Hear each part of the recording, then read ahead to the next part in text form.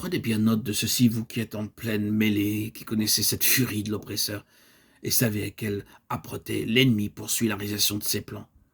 Souvenez-vous que si Dieu semble lui laisser le champ libre, c'est pour atteindre plus sûrement en nous les deux résultats suivants.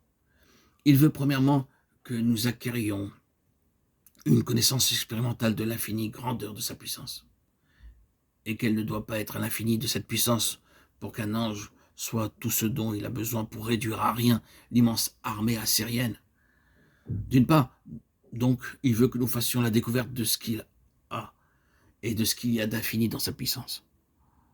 D'autre part, il prend occasion des œuvres même de l'ennemi pour enfoncer nos racines encore plus profondément. Le Seigneur exploite la haine de l'adversaire à ses propres fins. L'âpreté même de ses efforts, il l'utilise pour enterrer nos racines encore davantage et nous rendre d'autant plus inaccessibles à la puissance de Satan. Dans nos épreuves, tous les efforts de Satan se retournent contre lui, et Dieu y veille. Des racines par-dessous, du fruit par-dessus. C'est là, nous en sommes certains, ce que Dieu est en train de faire. Nous traversons épreuve sur épreuve. C'est l'ennemi qui en est la cause, et le Seigneur ne nous en protège pas. Mais dans l'épreuve, nous apprenons à mieux connaître la vraie puissance de notre Dieu. Et grâce à un enracinement plus profond, nous acquérons une fermeté que nous n'avions pas connue jusqu'alors. Dieu est à la recherche d'un peuple qui ne puisse pas être ébranlé, contre lequel l'enfer, malgré toutes ses démonstrations d'arrogance et d'orgueil, doit s'avouer impuissant. Le reste poussera encore des racines par-dessous. Oui, c'est de cela que Dieu a besoin.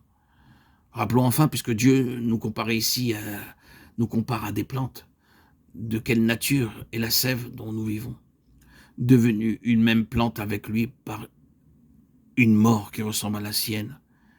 Telle est la déclaration de l'apôtre, selon la version synodale, car si nous sommes devenus une même plante avec lui par une mort qui ressemble à la sienne, nous le serons aussi par une résurrection semblable.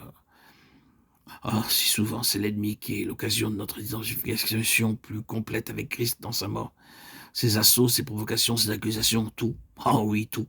Ce n'est pas Dieu qui est la source du mal.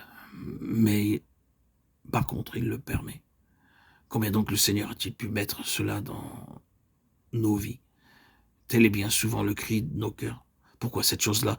Justement, cette parenthèse si douloureuse, si sombre. Pourquoi? Pourquoi? Certains d'entre nous peuvent se révolter, mais la sagesse fera que ils comprendront que le Seigneur l'a permise. Il aurait pu l'empêcher, mais non. Il l'a permise. Et pourquoi? C'est grâce à ces choses-là que nous sommes devenus une même plante avec le Seigneur, Jésus dans sa mort. Il faut cette épreuve, il faut ce test, il faut cette contradiction. Et c'est grâce à elle que nous avons vu plus que jamais auparavant s'épuiser les dernières ressources de notre vie personnelle, de notre vie charnelle. Le vieil homme est mort. Nous ne sommes plus entre les mains du diable. Nous sommes entre les mains du Seigneur. Parce que ce test nous a permis d'être entre les mains du Seigneur. Nous sommes entre les mains du potier qui sait ce qu'il a en vue.